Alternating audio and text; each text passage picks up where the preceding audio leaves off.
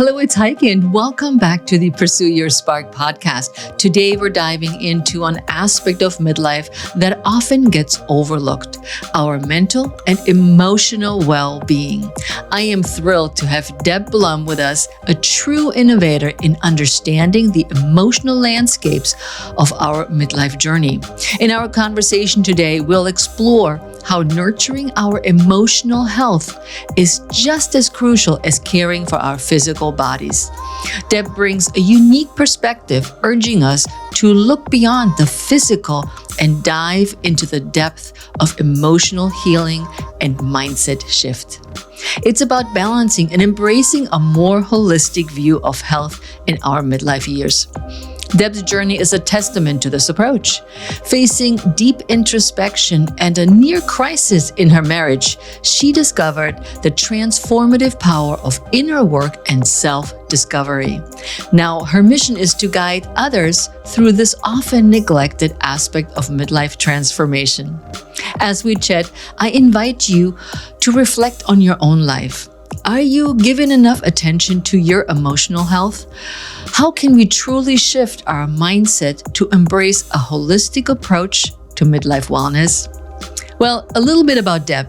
She is the heart and soul, pun intended, behind the Whole Soul Way. She's a certified life, parent, and health coach, holding a bachelor's in business administration IT from the University of Connecticut. And she's recently embarked on a new chapter, moving to Arizona with her husband of 20 years as a now empty nester. So buckle up for an inspiring and challenging conversation as we dive into Deb Blum's holistic approach to midlife health. It's going to be a journey of self-discovery and empowerment. Let's dive into this week's feature content. Ready to get unstuck and recharge your midlife?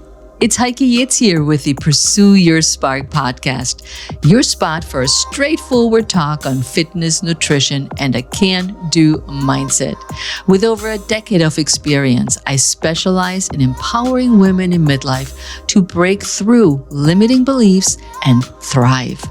We'll dive into everything important for women in midlife, from conquering menopause to fine-tuning your metabolism and letting go of old beliefs that no longer serve you. So are you ready to say, yes, I can? Tune in and discover actionable steps that make midlife feel better than ever. This is the Pursue Your Spark podcast. Hi, everyone. I'd love to introduce you to our guest today, and it's Deb Blum. And I let her tell you more about herself. Welcome, Deb. Hello. I'm so glad to be here. It's awesome. Yeah, totally. So you want me to tell you a little bit about me? Well, a little bit, but we just talked about this, and I thought it would be just fun to talk about it again because you just moved to a new home. Yeah. And we were talking about your new forever home. Tell us more about it. Yeah. Well, so I was living in Northern California, and it's where I raised my boys. I have two boys, they're 19 and 20. And they go to college. So when I became an empty nester, my husband and I started talking about what's next for us. And so we did something that I think was one of probably the hardest things I've done in my life, which was to move from the home where we raised our kids because I was so attached. It was so comfortable. It was it would have been so easy to stay there forever. But I'm kind of wanting to make sure that I live the second half of my life awesomely, which, by the way, I saw that you use that phrasing as well. And so my husband and I picked up and left there and moved to Scottsdale, Arizona. And we had moved here in October, but we were searching for the perfect next forever home because who knows? And so we just moved in over the holidays to this great house that just is, it's fun, but a huge adjustment. Did you downsize in size of the house, or did you get an expansive house again? Somehow we ended up with a bigger house. I don't know how. It wasn't the plan. We actually found a condo. that we wanted to buy. And then we put an offer on it. We got the offer and we were in contract. And I did something that was very counter to who I am, because I'm this very responsible person who always does the thing and follows through. But we bought another house when we were under contract with the other house with no plan. And now we have to buy that house and sell it. Oh, It's so complicated. And I don't know why we did this to ourselves, but the first house that we were going to was a condo and it was small. And we thought that would be perfect as empty nesters. But we started to get, I don't know if this is the right thing. We want our kids to be able to bring their friends here. We started to get cold feet. We found this house. It was like, I don't know if this has happened to you, but like when you walk into a place and you just feel like it's home. That's what happened in this house. It happened to us in another house prior to this. Like, I know the feeling. So we went into this house. The condo was being built, by the way. It was being built. It wasn't done. So we were waiting for months. And so it gave us a lot of time to think about our decision. Anyway, so it turns out you can buy and sell a house on the same day. So we are going to buy the house in the morning and then sell it later. That's okay. Well, that's what it is. But I feel that too. When I moved out of, my forever home was at the house where I raised my kids as well, just like you, but as a single mom. And we were in this little cozy townhouse, which was a little further outside of town than I wanted it to be. And as the kids were gone, I was like, well, I want to move closer to the city. I'm near Washington, D.C. now. And it would just always take me 45 minutes to get into the city. And so I said, well, I want something closer. I also met my second husband and we said, let's not be out in the country. We want to be closer in so we can do fun things, go to theater and things like that. And I said, we're downsizing. I do not want a big house. Not that I had a big house to begin with, but I said, I don't want to have a big yard. I don't want extra rooms and all of this. And like you, at first our house was not something I said, oh yeah, this is the house I want, because we had to completely demolish the inside and redo everything, which I said I will never do again, which I did with my townhouse. Of course, we did it again. And the selling point to the house was really that it had a garage attached that now is my brick and mortar Pilates studio. And it was fully finished. It had a bathroom, it has an entrance, and it has a room which was fully carpeted, painted, windows in it, heat, and everything you need. And my husband said, this is our house. This is the studio you always wanted. There you go. So here we have it. Oh, that's so great. What a great story.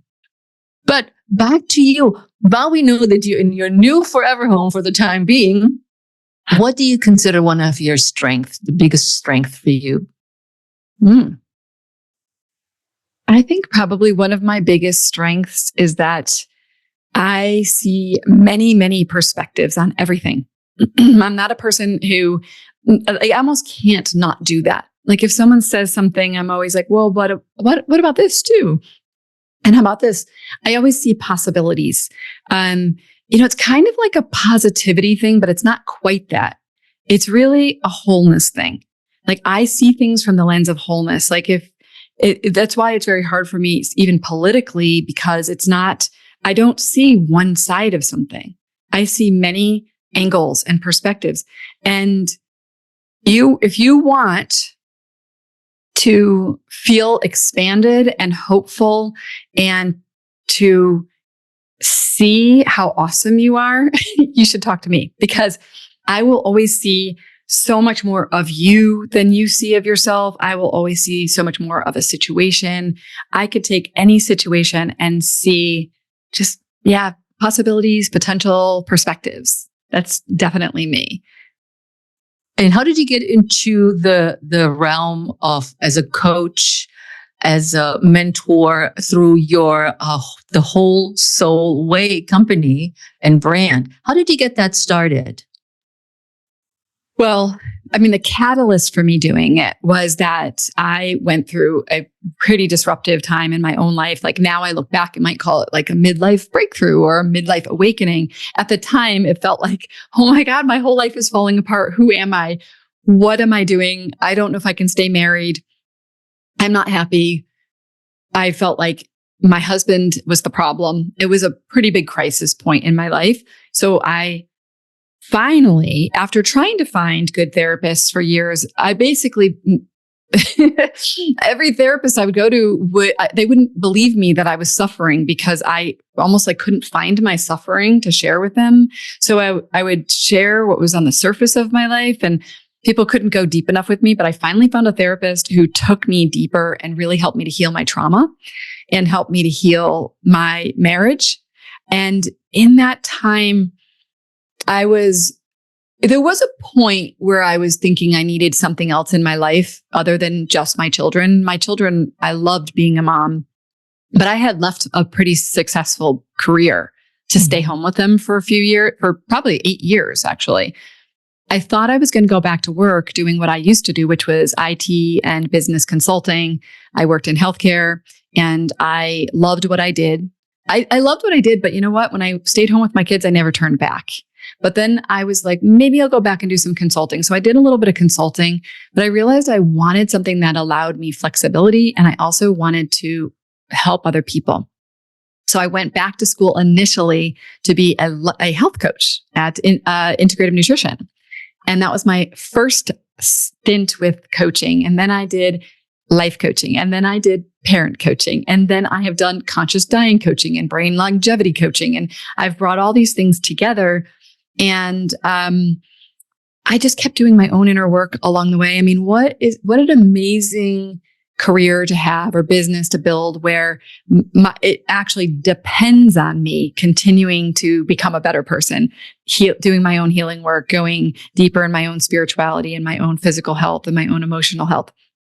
So I just kept plugging along. I mean, building a business is hard and it's been a journey, but I kept plugging along. And actually in 2022, I stopped seeing clients one-on-one so I could focus solely on bringing more women through a group program. And that's the Wholesale Way program.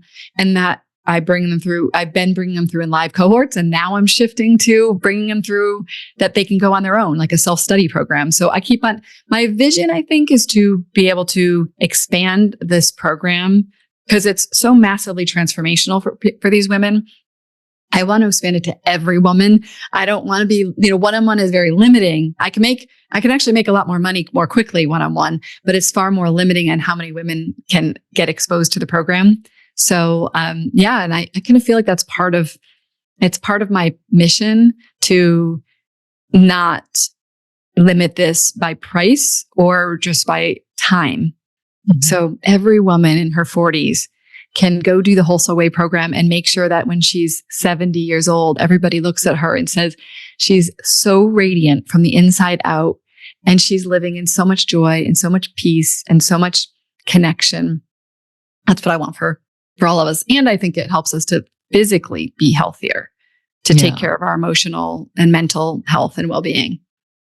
And what does it mean to be true to yourself along those lines of finding yourself? And when you said you went through an almost divorce, a very traumatic life, a crisis that a lot of or many people choose to go divorce and say that, okay, this is just not working for me. And the way you felt, what does it mean to be true to yourself?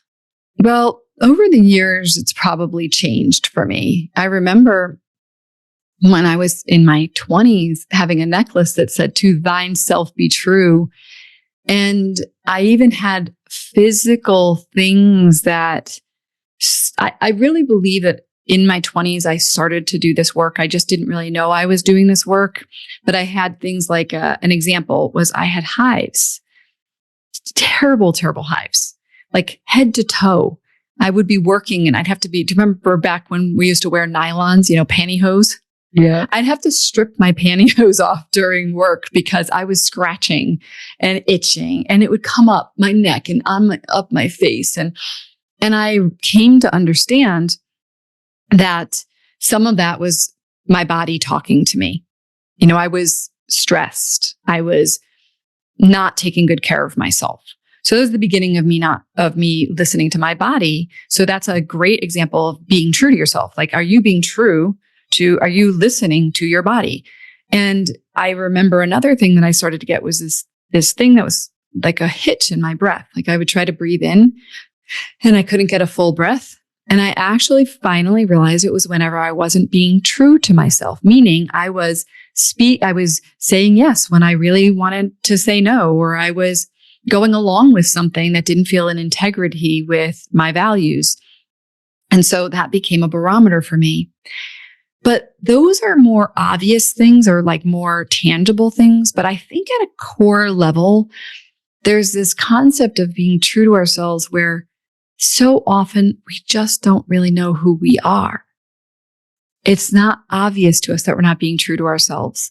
We're ignoring our feelings, or we're ignoring parts of ourselves.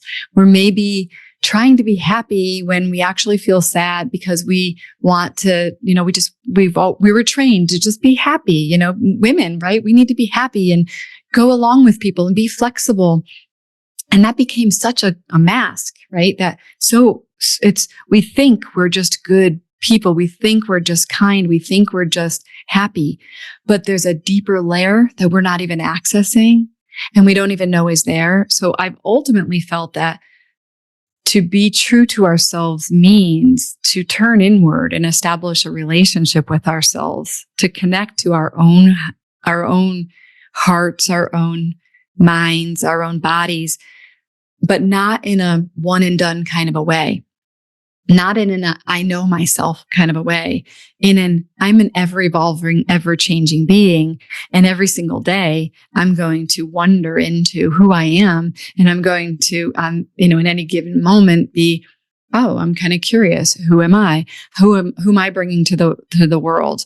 But I know that for me, when I had that crisis, there were two really big things happening there. One was my kids actually were who showed me what being true to myself was, because when I was with them, I was totally authentic. But I started to see the contrast. Like sometimes with my husband, I wasn't really being true to myself, or sometimes with my friends, I really wasn't being the same person I was with them. I didn't show them how silly I was. I didn't show them maybe how, I don't know, like even just what my needs were or something like that. I kind of withheld them. And that was one thing that was going on. So an actual contrast I could see, but I also felt almost like an existential or inner longing for something more. And I didn't know what it was. And I now know that it was to know myself at an emotionally deep level, to know myself in both my pain and in my joy, and to know myself in my fears and also in my courage, to know all of me. And that to me has been something I've been doing for 20 years and something I expect to do until I die and then in my future lifetimes. So I believe that we are always getting to know ourselves. So that's my thought on being true to ourselves. And when we're not true, I think women are oftentimes not true to themselves. I think we think that the good thing, the nice thing to do is basically to people please. Like not every woman's a people pleaser, but my goodness, I know that I was, and I know most women at least in some capacity, maybe with their friendships or maybe in their family, maybe not with their partner, maybe not with their kids, but maybe in some contexts.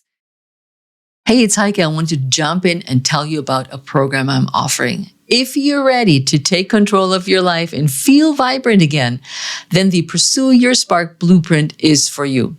It's an 8-week online group coaching program for women in midlife. On this life-changing journey, you'll start a healthy intermittent fasting routine, lose body fat, improve gut health, and boost your energy. And boy, will you feel stronger after the course. With our course, you won't feel like you need to start over each time life gets in the way. Our tailored Pilates and strength training exercises, combined with a built-in accountability system, will make sure that you build lasting and consistent habits. We're not just about physical transformation. We're here to help you build a confident mindset to make guilt-free, smart health choices. Imagine going mountain biking or fitting into last year's clothing without a hitch. That's the energy and vitality the Pursue Your Spark Blueprint brings. Ready to prioritize your health? Click the link in the show notes to apply. It's time to invest in yourself because you are worth it. When you think about that aspect of people pleasing, when you think about the aspect of doing the inner work as well, and yes, it's true, not everybody is a people pleaser, but I feel we're conditioned from our upbringing to behave a certain way, as you mentioned, several of the behaviors, and that is expected of us to behave that way. Yes. And I think it is really difficult to break out of that mold and have the courage to step up, do inner work that relates to where we are in the different stages of our lives. And I always say it changes when you're 40 or 30, 40, 50. It changes to me at least every 10 years. I'm like, okay, we're back at reinventing ourselves and new ideas and new feelings and new way of I want to express myself and live the way I live. And when I think about the programs at Pursue Your Spark, the hardest part for everybody is to have their why and be really authentic and real to why they're in the program, what they really want to achieve other than the physical. I want to lose some weight, or I want to get in better shape, and you talk about this too, is that when we focus on the pure outer aspect of that work, we're losing the inner aspect of what we actually need to work on. What do you think of that? Or what are your thoughts on that?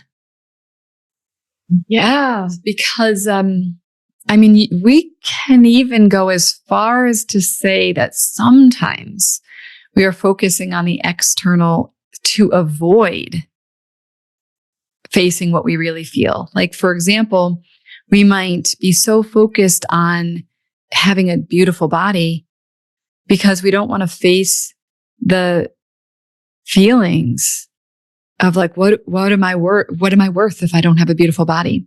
Mm-hmm.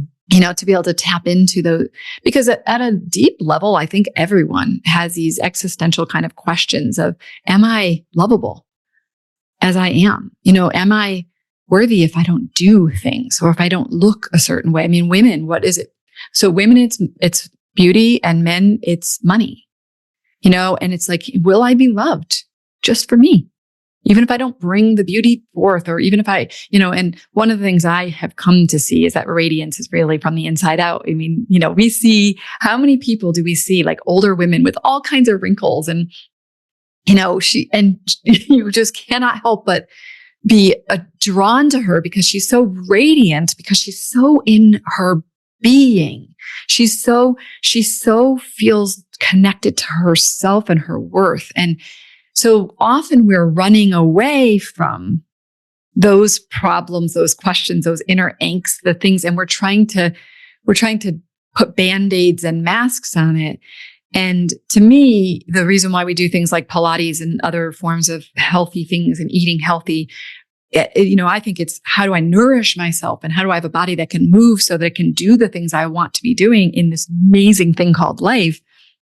But also, how can I have the inner strength and confidence to choose to do those things? Like you said, you need to know your why. I mean, like, how do you feel so strong inside of yourself that you're going to choose to say, do the Pilates class over, making dinner when because that's what you do every single night. And you're afraid to have the conversation, say, with your partner that, I'm not going to be making dinners on Thursday nights anymore because I'm going to Pilates or something.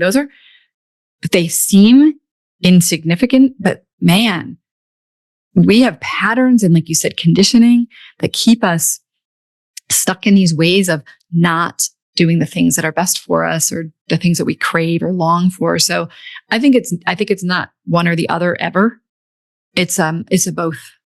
Yeah. And when we talk about our parents, because I know that a lot of those habits that we continue carrying forward, we also pass on to our kids, even though we try to do our best that we're not passing them on. But it's like, but where can somebody start and say, where do I pick off where my parents left off? And you can use yourself or somebody else as an example. I'm like, how do I get unstuck, as I like to call it? How do I move forward to be that woman that radiates from the inside out, is self-assured? Because that is really scary and also associated with guilt. Yes, it's associated with guilt and fear. Yeah. Because when when we learn to follow the rules and the roles and all these external expectations, we do them because that's what we learned will keep us safe, because then we will fit in, then we'll be accepted. We won't have people shaming us for going outside of the box, right? And we learned that with our parents, on a survival level with our parents, we learned that we would win their love and approval and that we won't get hurt. That's kind of what we learn. This is how we won't get abandoned and rejected. And these are all primal things. We're not talking about things that are unusual. This is every person on the face of the earth. We all just have different ways we do it. The trick is, actually, let me just digress for one moment and talk about, have you learned about, like, Carl Jung and I think Richard Rohr talk about this first and second half of life living? Yeah. I don't know if that's where you got it from, but like the idea though is that the first half of life, say like till you're 40, it's not really, it might not be exactly half for all of us, might be a little more, a little bit less. The first half is actually meant for really building our empire, building our families and our homes and our careers. And it is often very egoically oriented. It's very much based on, like, what does the world want from me? Right? Like what's expected from me in the world.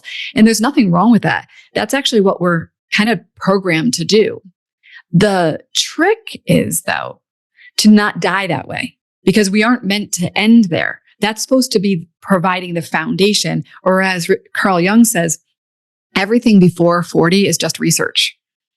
So, yes. Right? And so when you get to this middle age, it's our opportunity to say, okay, I was doing all that because I thought I should, because it was the right thing, because that's what everybody does. That's because my biology told me to do that. My biology had me attracted to this person and then made babies and whatever the things are that happened that we did that. Right now, I'm going to take back charge of my life. So now what we have to do is we have to transcend our fear, transcend our conditioning. We have to start saying, oh, I don't want to be run by those things anymore. I don't want to be run by my ego anymore, which our ego isn't just the part that makes us arrogant. The ego is the thing that wakes you up every day, the thing that, keeps you safe, the thing that has you do the things that you do in the world to be successful.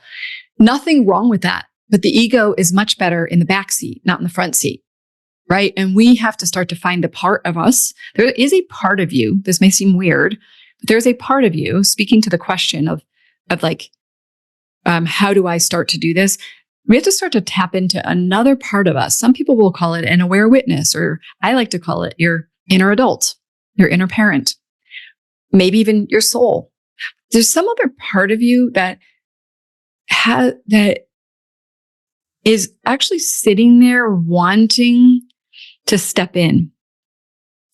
But we have a battle between the part of us that wants to feel safe and secure and familiar and not have to rock the boat and don't want to go into those territories where someone might be upset with us or someone might reject us or whatever. We're like, I'm just going to keep on that path. There's another part that's like, but what else might be available? So I invite people first to start to just even separate. Like, is there a part of you that wants something more? And then just acknowledge, and a part of you that's afraid? Instead of just like, I'm just afraid. I can't do that. Oh, no, I can't do that. No, I can't go, hike that mountain because I'm too scared. Or I can't do Pilates because I would have to then change things in my schedule and I don't want to upset my husband, or, I don't really like going out to dinner with drinks with my friends anymore. I really want to go do something different with them, but I don't want to ask them because 4 of them like doing that. So I'll just keep doing that. How do we start to be brave enough to do it? Well, the first thing you do is notice there's both in you. There's a longing for something more, and there's a longing to play small, right? There's a longing to like go along with everybody, and there's a longing to reach for something that is coming from inside that you're like, stop it. You're going to disrupt my life. No, I can't do that. We have to start to just allow that voice to be present. We don't have to listen to it, but just start listening to both instead of just the safety voice. I think it's a very good suggestion that it's you don't have to suppress one or the other, but I think they can also live in coexistence, and you choose whichever one fits you the best at any given situation, because our days change constantly in our different situations and the people we encounter. And that maybe sometimes you say, I'm going to go for that drink with my friends, where on another day where you say, you know what? No, today I really don't want this, and I invite them all into a Pilates class or a yoga class. Let's just do that. And that there is, like you said earlier in the beginning, it's the possibilities. The possibilities are there, that we don't have to be black and white, hardcore, choose at the moment, but that we're at liberty to choose. And I had a great example today. One of my clients and I were talking about aerobics classes. I used to teach a ton of aerobics classes back in the days, and we came to talk about Billy Blanks, which many know from Taibo. And a friend of mine just recently met him in person at a fitness conference. And I said, oh my God, he's still around. He's doing his thing. He looks great. And we're talking about the classes. And I said, I taught all these classes. And she said, I took all these classes. I still have all the DVDs. And I said, you actually could go out and teach those classes. I said, you know all of it. You know body awareness. You've learned so much along those years. And she says, no, I couldn't. And I said, well, why not? I said, you may choose not to. And she says, I don't look the part. And I went up, and if somebody watches the video, there's Heike's big finger, the no finger. I said, this is not even a question that you could be an authority based on the things that you've learned over the last 30 years in teaching group exercise classes. And we're not hung up on our body image that is come up by whoever. And he said, this makes you a qualified teacher. I said, you look healthy, you're strong, and that's all you need to do. And so she, in that segment, or that idea is, oh, I'm not good enough because I'm physically not looking the part of what people may look for. And I said, that's totally wrong. People look exactly for that type, not just the one that we're constantly see on social media. And I said, you could do it. I said, think about it. And that's overcoming these things that are stuck in our head. And she's heard from her mom for years that she's too overweight. She needs to lose weight for years and years and years. And I said, you need to let go of these preconceived notions about somebody else's ideal of who you should be, which brings me to the question for you. How do we manage people's expectations, whether it's, of us, not just the physical aspect of us? Well, the short answer is we don't. There's no such thing. Right. A person is going to see, this is another piece to this. So let me just say, first, what I would invite people to do is develop a practice of connecting to ourselves. So even the part where you have this voice that's fear and the voice of wanting something else, like she probably is like, gosh, I'd love to do that, but no, I can't do that because I have fear that I would be judged, and people might not, because people will judge us. They do. People judge us. We judge people. They judge us. And so she's in this place of like, I'm afraid to be judged because for her, it's too painful to be judged right now. So how do we get to the place? I think that maybe a more helpful question might be this. How do we get to the place where I feel self-validated, where I feel so good inside that I no longer need you to approve of me in order to feel good about myself? Right? I like it. Right? So that's the real question. So for her, you could tell her 100 times all the reasons why she's okay the way she is. In fact, she's not just okay, she's amazing and she's perfect for the part. But she has a part in her that will not believe you because it doesn't matter, because until she believes it inside, from the inside out, not from being told it, but by feeling it. And she realizes that she is so much more than her body. Until then, she'll probably have a hard time doing it because the voice of fear is going to win over the voice of desire, or like what her potential is. So I think the first thing we have to do is we have to start to recognize, just like we're listening to the voice of the fear and of the hope or whatever, there's also a whole bunch of other voids. I hate to tell everybody, but you are a split personality, no matter how you look at it, because you have also voices that are mean to you, and they come from fear. You're fat. You're too this, you're too that. You're not, oh my gosh. What about when you go out to hang with your friends, you have a couple drinks and you had such a great time. And then you wake up the next morning and you're ruminating, or you're up all night. Oh my God, did I say that? What are they going to think of me? I can't believe I said that. Okay. I need to check in with them and make sure we're okay. Cause, it's this idea that like our own inner, who we are and how we feel about ourselves is based on what other people think, feel, judge, expect, whatever from us. So we have to start to allow ourselves to watch these voices. Oh my gosh, look how critical I am. Look at all these ways that I'm not nice to myself. And we have to start to balance that out with some other voice. We have to start to bring another voice in there, which is the voice that's like, hey, I just did a really great job there. Look at that. Or like, instead of the voice drowning us out that I don't have the body for this, what am I doing? How can I be doing this? We say, oh my gosh, I'm an excellent teacher. People really do have amazing transformation when they're with me. We start to make a list of all the things that we're grateful for about ourselves, that we see that we are really good at. And we start to balance out the voice. Again, I'm about wholeness. I'm not about saying that we have to stop having that voice, because that's not going to happen. I can tell you, not right away. We have to start by just bringing in more voices. It's like when people talk about eating healthy. When I learned at integrative nutrition, the first thing that they teach you is you don't tell people to stop eating things. You crowd things out with the healthy foods. So you don't say stop eating that. You start eating more greens. You start eating more, more fruits and vegetables.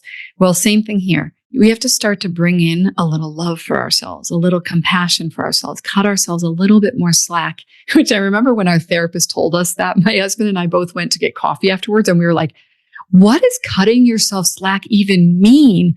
Like, we literally had no idea what it meant. Now I get it. And I will say what I think it is give yourself some grace. Don't always put so much pressure on yourself. So the thing I teach people is something that takes no extra time, but will change your life. And it's this. You're driving down the street and you're stopped at a stoplight. You have an extra moment there. You could be thinking about what you're going to wear tomorrow, what you're going to do here, your to-do list, or you take a moment and you take your hand and you put it onto your heart. You take a breath and you say, I'm here and I'm with you. I'm listening. Something like that. Now you might go a step further. You might check in. I'm really proud of you today. You did a great job at that meeting. You know what? I love the way that my hair came out today. You might do compliments to yourself, something like that. But the first thing is hand to heart. I'm here. I'm listening. I'm with you. Because it is the external orientation that's killing us. It's the idea that I think that the only way I'm okay is if I meet your expectations, or that you're approving of me. It's killing us. We have to take back the reins. And we take back the reins of our life by connecting to ourselves anytime we can. If we don't have anything good to say about ourselves, just at least put your hand on your heart and you say, I'm here and I'm with you. You're not alone anymore. Because you want to know what we learned is, as kids, we learned that we had to turn away from ourselves to make sure mommy and daddy are happy. So we gave away our power, but we are adults now. We don't need mommy and daddy anymore. We're powerful. We're powerful women. We are safe. We can connect to ourselves. We can reclaim that connection to ourselves. And it's like, imagine you've got this like cord inside of you. Okay. And the cord got unplugged. And that cord is, you keep plugging it into other people. Will you fill me up? Will you love me? Will you approve of me? Will you do this? We keep giving the cord to other people. But then, you know what? They're dealing with their own stuff. So they push your cord away and you're out there like floundering with this cord. Take the cord, turn it around, plug it back into you. Plug into you. You become the source of everything you're looking for in the outside world. You become the source of your love. You become the source of your approval, your acceptance, your compassion, your love, your respect. I love that. I love the plug idea too, because that is like little arms, like little tentacles that we're reaching for. Please help me for something that I'm not willing to do or I don't know how to do.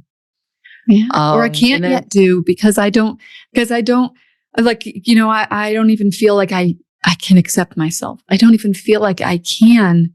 So maybe if someone else were to accept me, then I could. But it actually is the opposite way. Yeah. It's the opposite. It starts with us. Yeah. I think that's also a great way for somebody to use as a first step.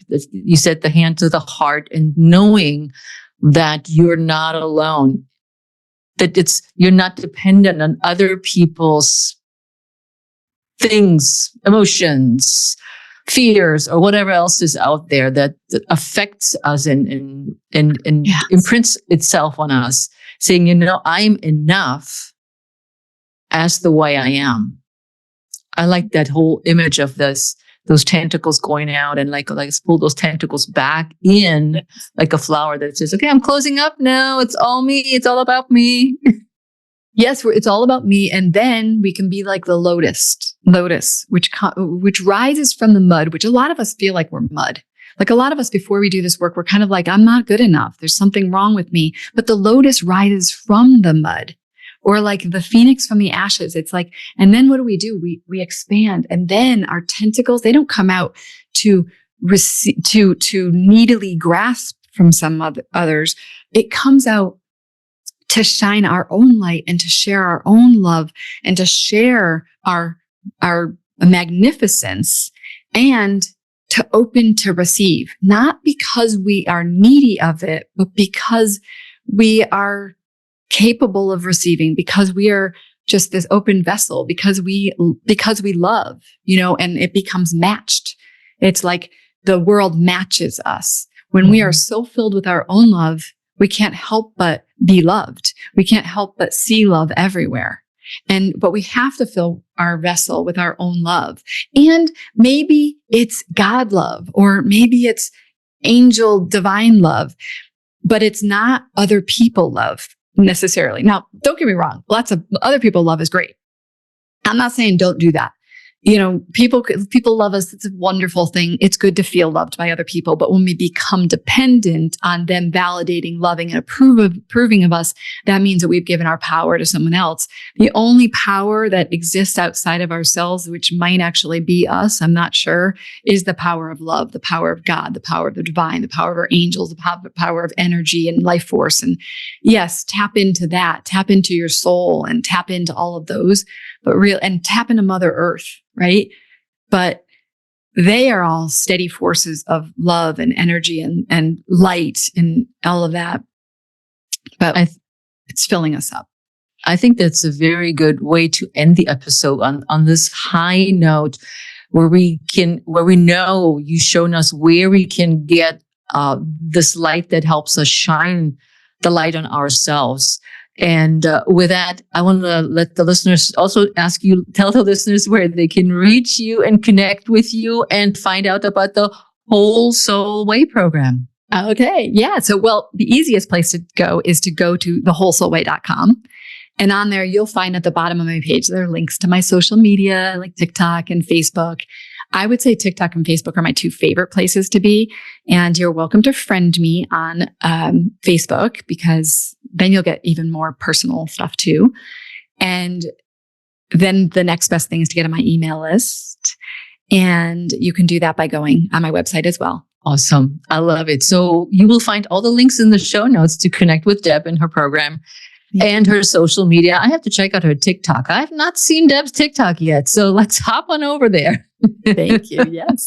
So thanks for being here, Deb, and sharing all your wisdom and the positive energy with our listeners. Thank you. It's been an honor.